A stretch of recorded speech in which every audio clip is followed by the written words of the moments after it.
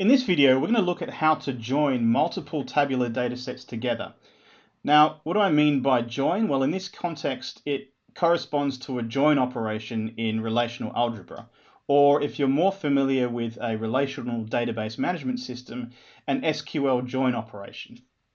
So we're going to look at the three types of joins that are available in the tabular data processor in RAMP. Those are the hard join, the soft join, and the spatial join.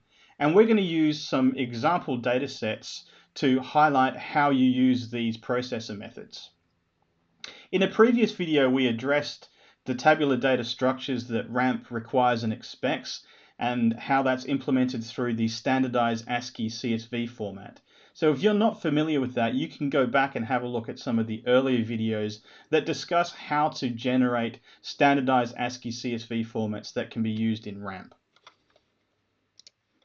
Let's first have a look at the fictitious spatial data that is behind the sample data that we're going to use in this tutorial. So I have the residencies of a number of my colleagues and friends on this particular island, and we can see them distributed throughout the Thompson Bay settlement and close to either the general store or the corner store. So we're going to use some of the tabular data sets behind this to calculate who is likely to spend the most amount of money per month on grocery bills and what their closest general store or corner store is to them.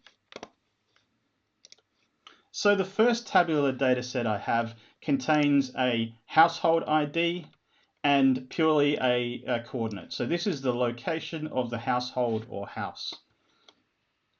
The households dataset includes the household ID, but now also contains the name and the number of occupants of that particular household. So this is the primary homeowner's name, for example. The reason that these two datasets are separated is not unusual for handling of personal information separately. So it's very common to want to join two data sets that might relate to where someone lives with the details of that person, what their name is, etc. So we're going to use a join to join the homes spatial data set or spatial tabular data set with the households information. We also have another tabular data set, and that is the location of the various stores. So we have the general store and the corner store. And now we have a table that looks at the usual household size, so number of occupants of a household, and what their expenditure might be. So we have values from 1 to 5 people or occupants, and a very simple way of saying, okay, their expenditure is anything from very low to relatively very high.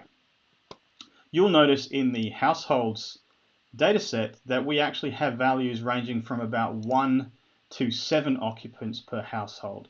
So our household size or expenditure lookup table doesn't actually account for every case. That's going to be important for the soft join example we're going to look at later.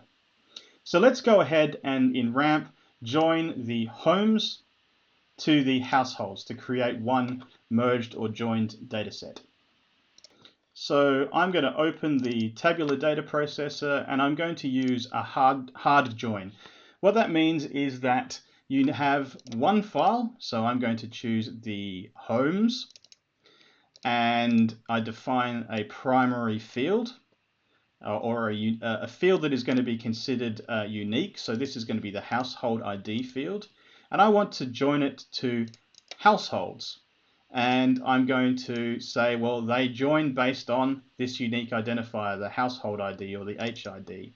Now, a hard join means that the value of HID in this dataset has to exactly match the value of HID in this dataset before the two are joined together. The processor or the method now asks me for a join field prefix, so it's going to append all of the fields from households to an output file, but it's going to prefix the households field name with the term join underscore.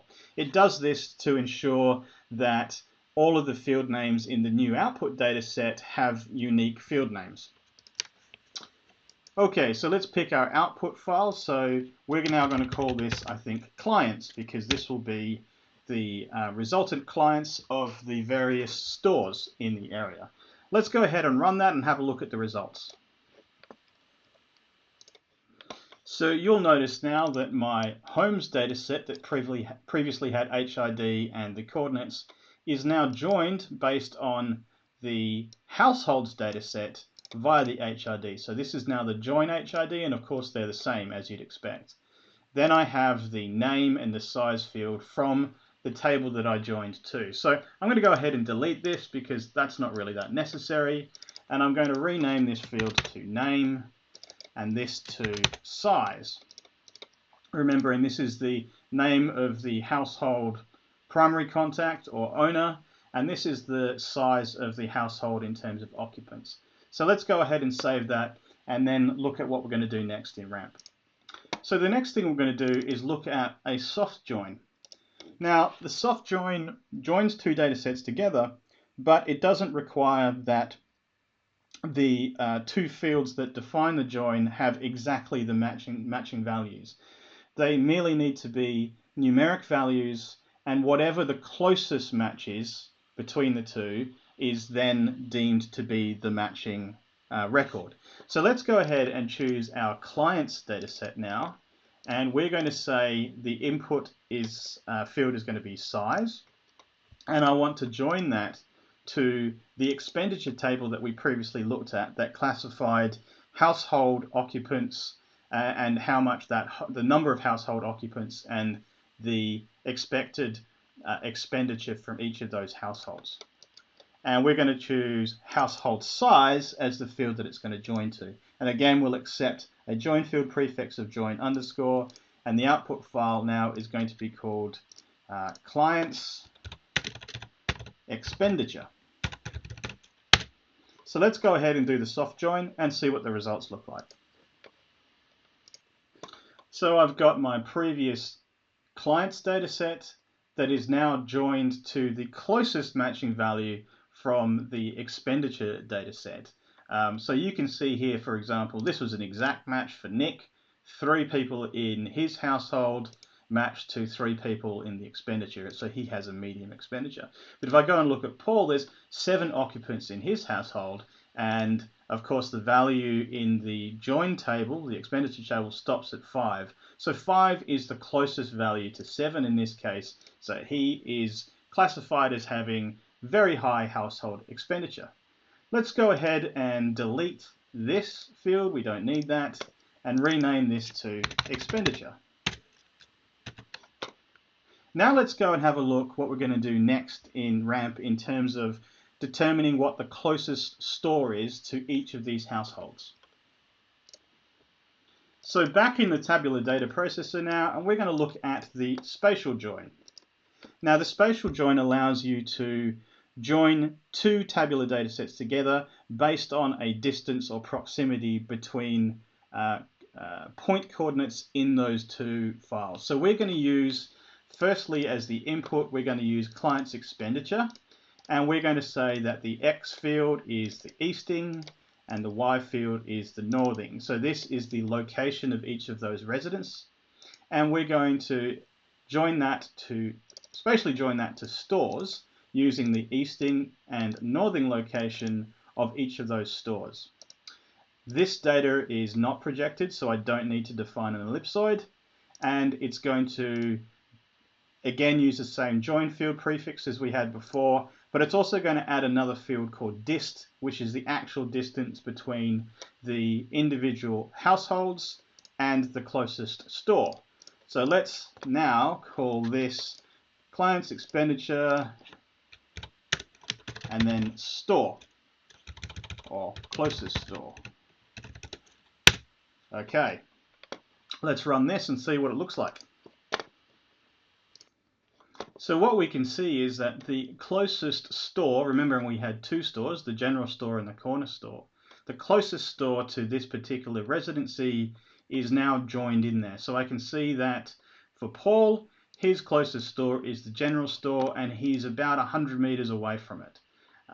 Kim, for example, is closest to the corner store and she's very close. She's only 45 meters away. And then we have who's the furthest away out of anybody, 316. So we have Natasha, who is closest store is the general store, but is still 316 meters away for it. So we've gone through these examples in using the tabular data processor and RAMP and how you perform 3 of those different types of join that the processor supports. I hope this has been a useful video for you. Thank you.